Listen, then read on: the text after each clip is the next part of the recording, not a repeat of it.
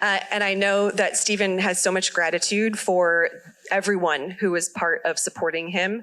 And so it is now my privilege to welcome Pastor Stephen Tendo up to share some words of gratitude.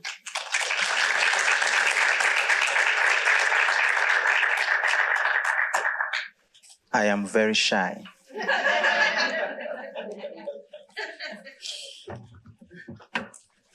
Okay.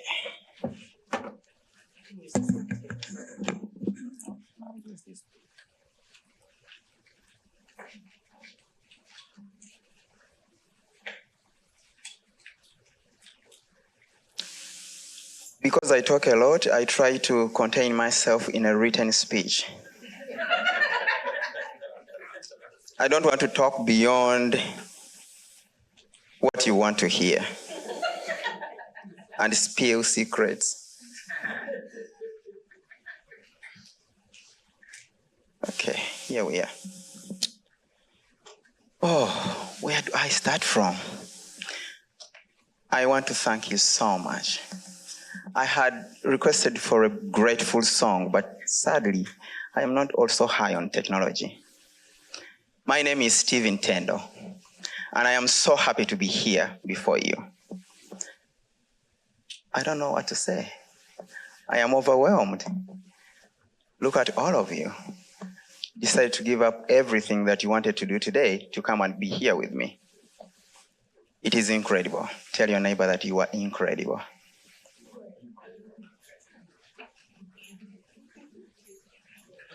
Promoters have a spirit of resistance. When you tell them to do something, they resist, they refuse.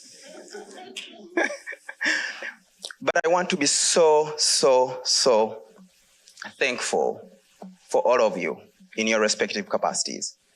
But first and foremost, before I give an account of what happened to me on that day, I want to thank my legal team. They are represented by Professor Brett out there. Professor Brett, please wave to them.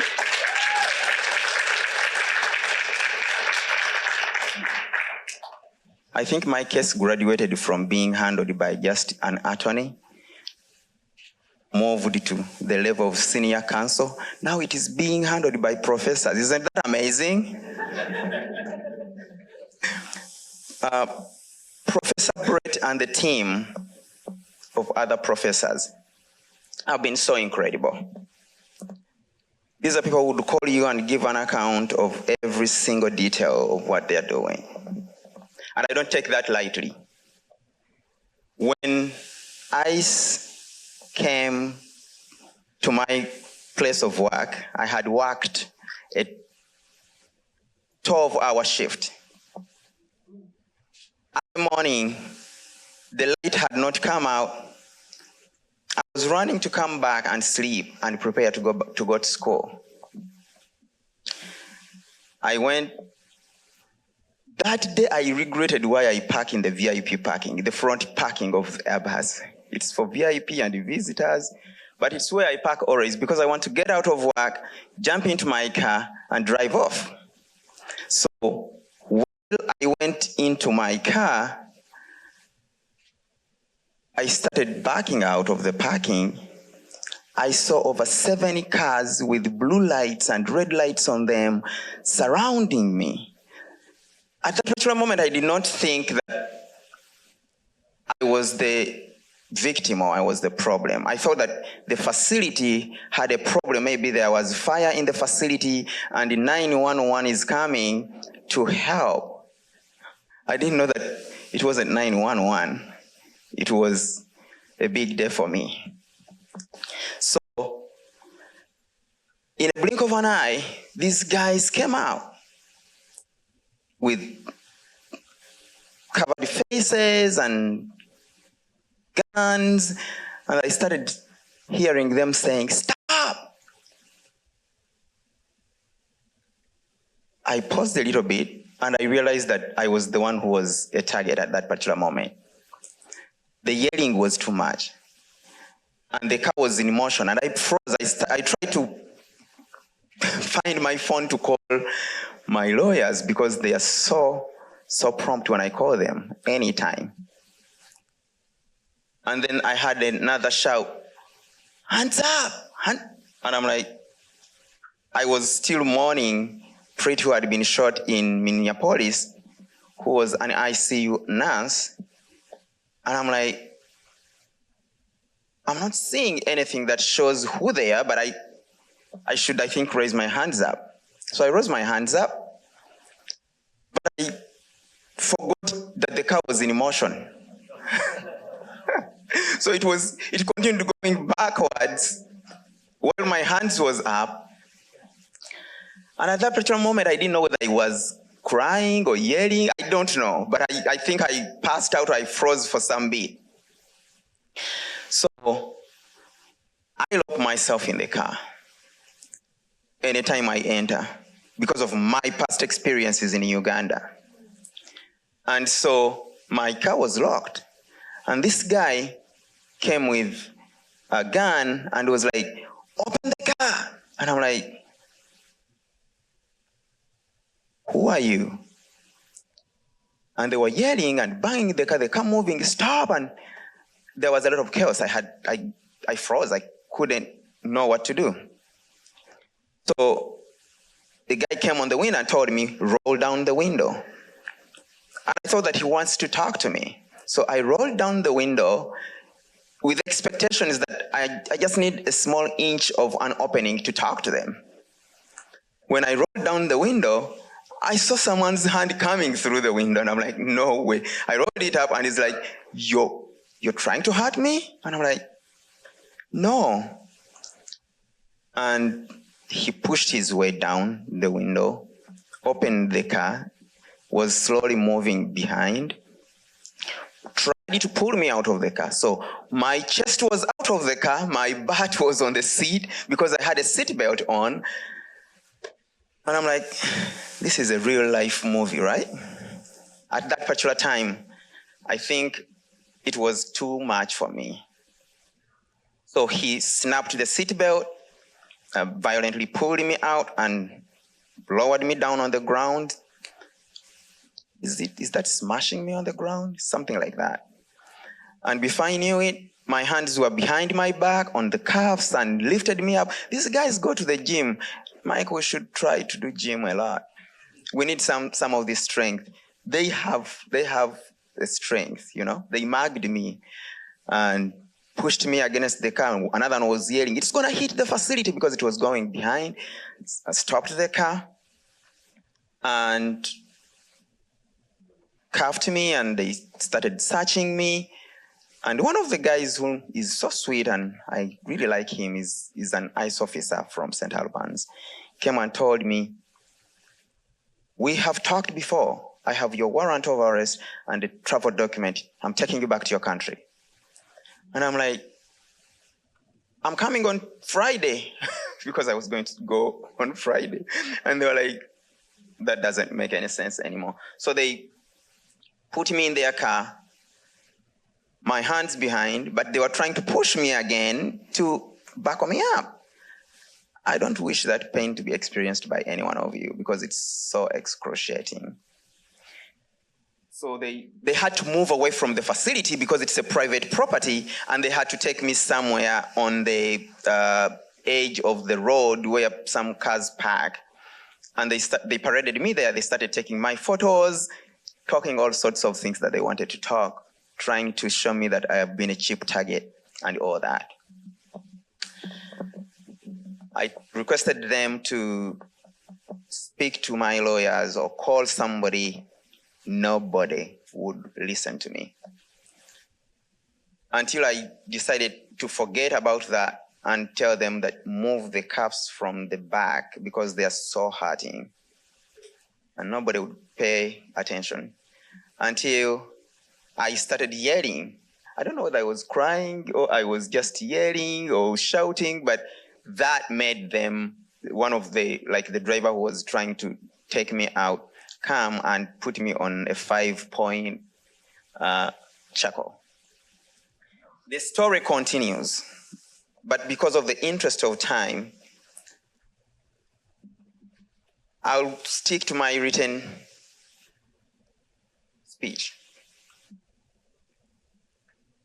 I want to thank you and thank my co-worker who called the director and called the people that early morning, who witnessed everything that went on and alerted you.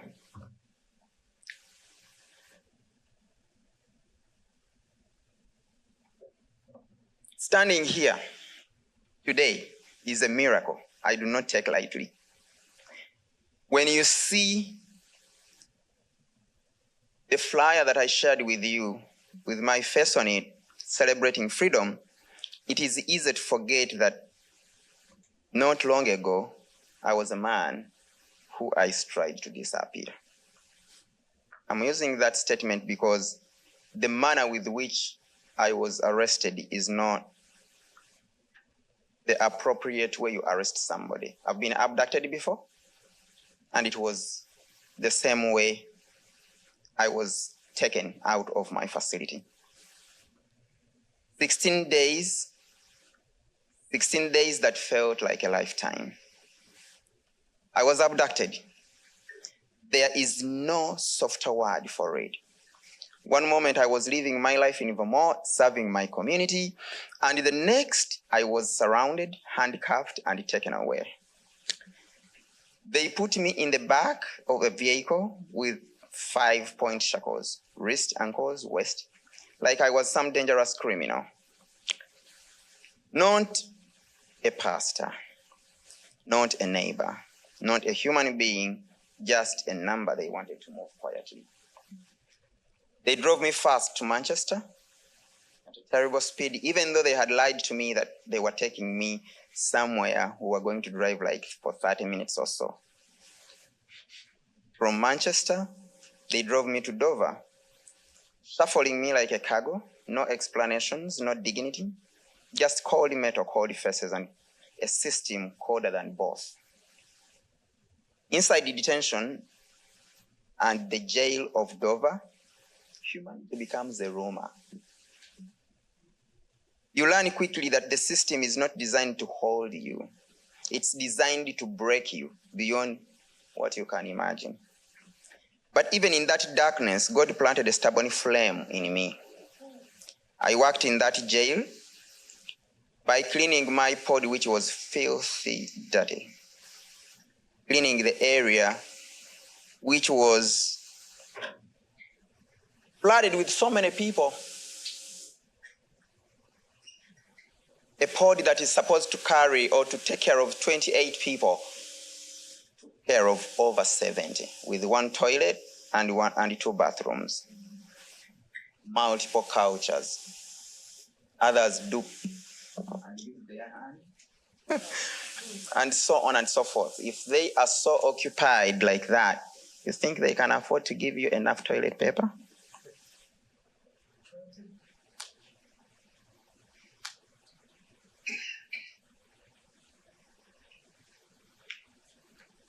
I did what I had to do to survive, and when I saw men losing hope, I did what I know best. I preached the gospel.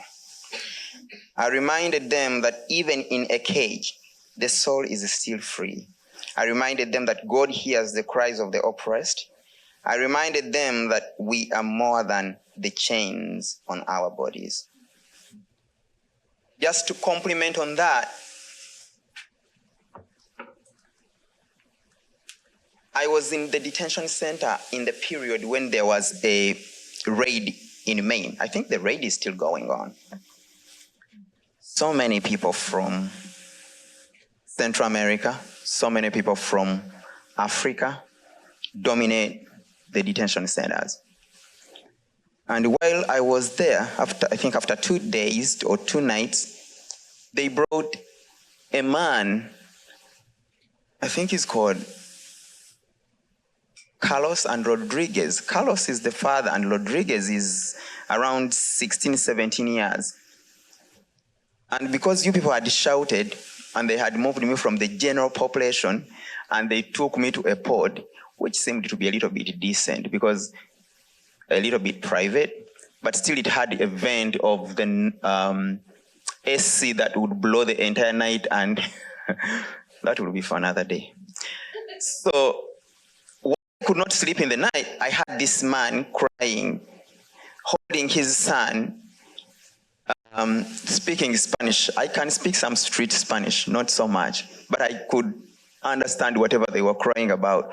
The man was crying and telling his son, I'm so sorry you're going through this. Now, the son is a citizen, but the father is not. And when they arrested the father, the son said, I cannot let my father go alone. And so the son came with the father. They got them off the street, left their car on the street. No one knew that they had been arrested. And it is strange, my friends. And so they were crying, wailing in Spanish.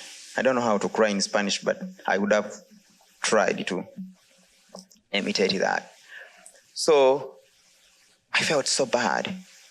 I tried to ask myself, what can I do to make their lives better? I really want to, if I met someone, I want to leave them better than I met them. And so in the middle of the night, these guys crying so bitterly, I went and squat next to them. And I tried Spanish. I wasn't good anymore. I couldn't speak Spanish anymore. I tried to say, buena noche. And the guy, I think Carlos or Rodriguez, responded so fast, buena noche, ¿cómo estás? And I didn't know much to say. Not because I cannot strike a good conversation in Spanish, but because I was also out of my mind at some point. And the son knew English, and I started talking to them. I'm like, why are you crying? You've been crying for more than 6 hours. Crying. What's the problem? You're safe here. You cannot, nobody can hurt you here. You cannot be more worse than you are here. And they gave me that story I told you, that they got them off the street, their car is open, and they're worried and so on. So my brain started thinking so quickly that what should I do to comfort them? What should I say that is going to wipe out their tears right now?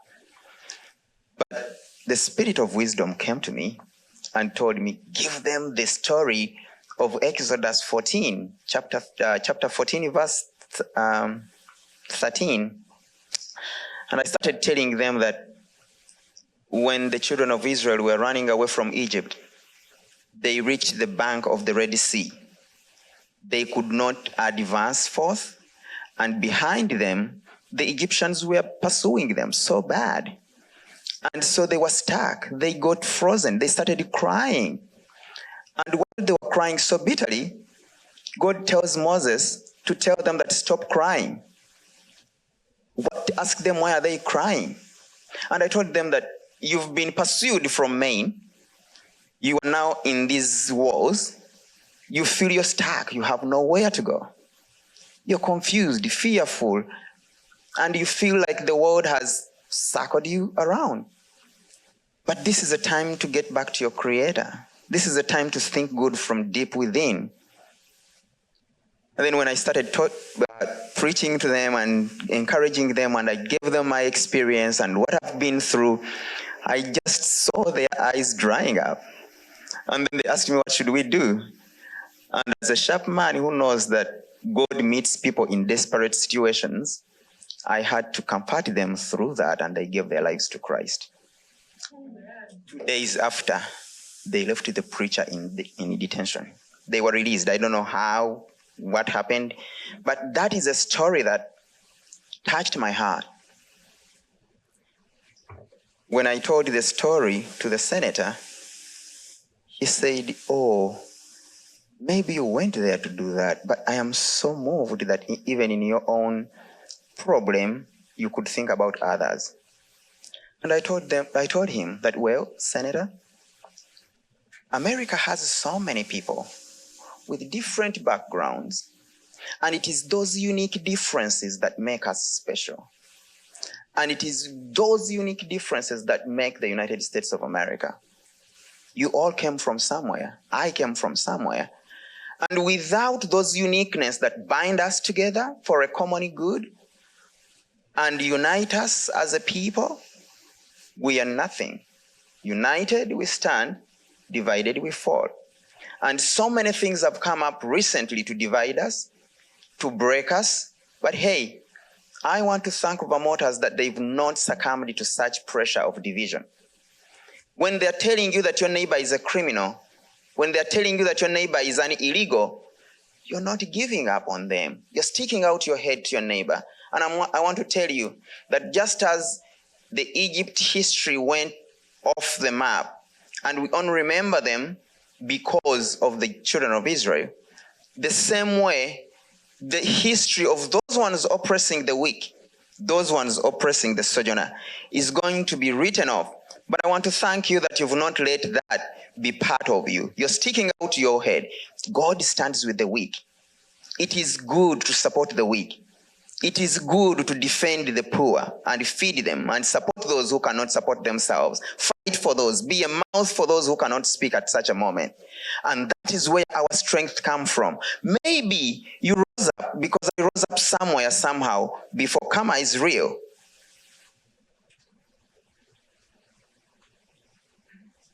What is going to make us different is such terrifying moments like these, when we choose not to be bystanders and look on, but take the mantle to fight for the common good. I am about to finish.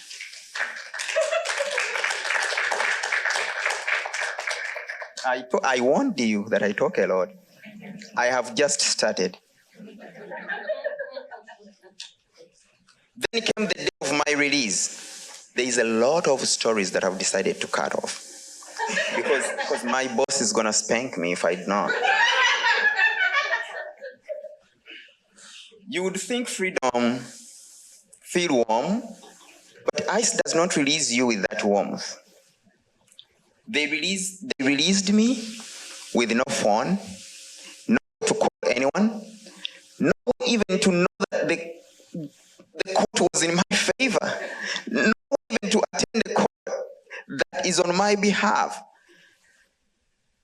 No way to tell the community I was alive.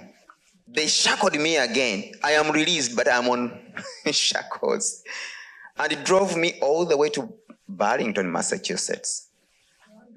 So I came from Vermont. The guy is taking me to Burlington, Massachusetts. If you are the one in my shoes, what do you think would run in your mind? They are taking me back to Uganda.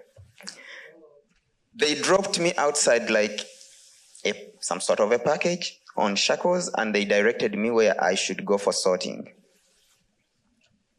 They no longer needed me at that particular time. But what they did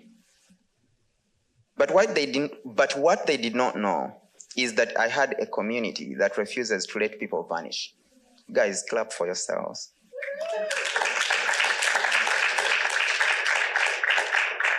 When I stepped out of the facility, ICE office, I saw some good familiar faces, friends, advocates, neighbors, standing in the cold, waiting for me. They wrapped me in love, put me in a car, and drove me back to Colchester through a heavy storm. That night, the snow was falling hard, but inside the car, I felt the warmth of humanity again.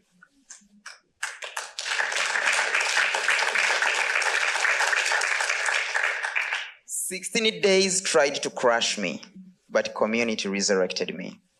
And that is why today is not just a celebration of my freedom, it's a celebration of what community can do when it refuses to look away.